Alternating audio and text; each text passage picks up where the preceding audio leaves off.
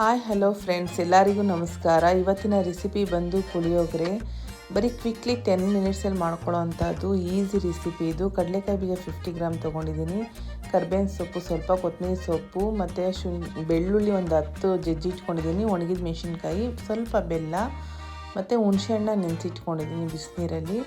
ಮತ್ತು ರೆಡಿಮೇಡ್ ಈ ಥರ ಪುಳಿಯೋಗರೆ ತೊಗೊಂಡಿದ್ದೀನಿ, MTR. ತುಂಬ ಟೇಸ್ಟಿಯಾಗಿರುತ್ತೆ, ಈಸಿ ರೆಸಿಪಿ ನೋಡಿ. ಒಂದು ಪ್ಯಾನ್ಗೆ ಈಗ ಎಣ್ಣೆ ಹಾಕ್ಕೊತಿದ್ದೀನಿ, ಒಂದು 2-3 ಸ್ಪೂನು.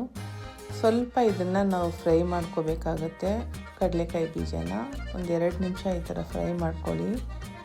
ಆಮೇಲೆ ತಿನ್ನೋದಕ್ಕೆ ತುಂಬ ಚೆನ್ನಾಗಿರುತ್ತೆ. ಒಂದೇ ಸತಿ ಎಲ್ಲನೂ ಹಾಕಿ ಫ್ರೈ ಮಾಡಬಾರ್ದು. ಈ ಥರ ಸ್ವಲ್ಪ ಫ್ರೈ ಮಾಡ್ಕೊಂಡು ಇದನ್ನು ಸಪ್ರೇಟ್ ಒಂದು ಪ್ಲೇಟಲ್ಲಿ ಹಾಕ್ಕೊಳ್ಳಿ. ಈಗ ಬೆಳ್ಳುಳ್ಳಿ ಮತ್ತು ಜೀರಿಗೆ 1 ಸ್ಪೂನ್ ಹಾಕ್ತಿದ್ದೀನಿ. ಬೆಳ್ಳುಳ್ಳಿ ಮತ್ತು ಒಣಗಿದ ಮೆಣಸಿನ್ಕಾಯಿ ಹಾಕ್ತಿದ್ದೀನಿ, ಸ್ವಲ್ಪ ಕರ್ಬೇವಿನ ಸೊಪ್ಪು ಹಾಕ್ತಿದ್ದೀನಿ. ಎಣ್ಣೆಗೆ ಲೈಟಾಗಿ ಫ್ರೈ ಮಾಡ್ಕೊಳ್ಳಿ. ಉರಿ ಕಡಿಮೆ ಇಟ್ಕೊಳ್ಳಿ, ಜಾಸ್ತಿ ಉರಿ ಇಟ್ಕೊಬೇಡಿ. ಬೆಳಗಿನ ಬ್ರೇಕ್ಫಾಸ್ಟ್ಗಂತೂ ಮಕ್ಕಳು ತುಂಬ ಇಷ್ಟ ಆಗುತ್ತೆ ಇದು.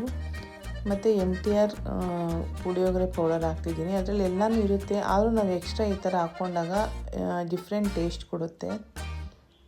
ಸ್ವಲ್ಪ ಎಣ್ಣೆಲಿ ಇದನ್ನು ಫ್ರೈ ಮಾಡ್ಕೋಬೇಕಾಗುತ್ತೆ. ಅವ್ರು ತುಂಬ ದಿನ ಆಗಿರುತ್ತೆ ಇದನ್ನು ಪ್ಯಾಕ್ ಮಾಡಿ. ಈಗ ಹುಣಸೆಹಣ್ಣು ಹಾಕ್ತಾಯಿದ್ದೀನಿ. ಹುಣಸೆಹಣ್ಣ ಸ್ವಲ್ಪ ಬಿಸಿನೀರಲ್ಲಿ ನೆನೆಸಿ ಅದನ್ನು ಚೆನ್ನಾಗಿ ಮಾಡಿ ಹಾಕ್ಕೊಳ್ಳಿ. ಒಂದು ಸ್ವಲ್ಪ ಕೊತ್ತಂಬರಿ ಸೊಪ್ಪು ಹಾಕ್ಕೊತಿದ್ದೀನಿ ಮತ್ತು ಬೆಲ್ಲದ ಪೌಡರ್ 1 ಸ್ಪೂನಷ್ಟು ಹಾಕ್ಕೊತಿದ್ದೀನಿ. ಹುಳಿಗೆ ಸ್ವಲ್ಪ ಬೆಲ್ಲ ಹಾಕಿದ್ರೆ ಟೇಸ್ಟ್ ಇರುತ್ತೆ. ಮತ್ತು ಸ್ವಲ್ಪ ಸಾಲ್ಟ್ ಹಾಕ್ಕೊಳ್ಳಿ. ಈ ಥರ ಸ್ವಲ್ಪ ಮಿಕ್ಸ್ ಮಾಡಿ.